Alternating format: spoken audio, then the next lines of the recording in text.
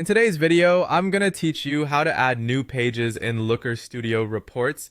Whether you're looking to expand your report with additional data visualization or to simply organize your information better, adding pages in Looker Studio is a simple process.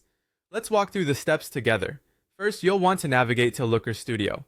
Now, once you're in the interface, you have a couple of methods to add a new page.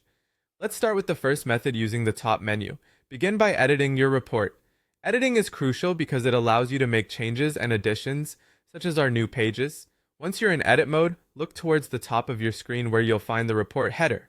Within this header, there's a menu labeled Page. Click on that and a drop-down list will appear. From this list, you simply select New Page. This action will create a fresh page in your report, ready for your data and insights. Now, moving on to the second method, which is equally straightforward and perhaps a little easier for beginners. If your report currently only has a single page, you'll notice an Add Page button conveniently located in the header navigation.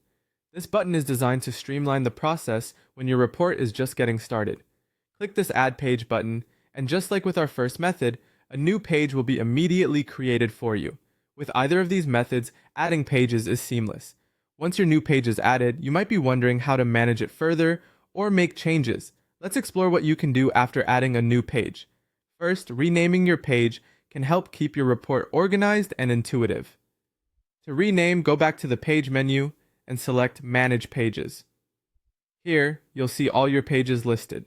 Locate the three dots next to your new page's name, click them, and you'll find the Rename option. This way, you can give your page a descriptive name. Also within the Manage Pages interface, you have the ability to duplicate an existing page.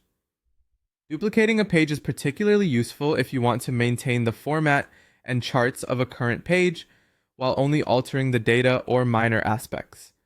To do this, find the page you wish to duplicate and, similar to renaming, click the three dots next to it.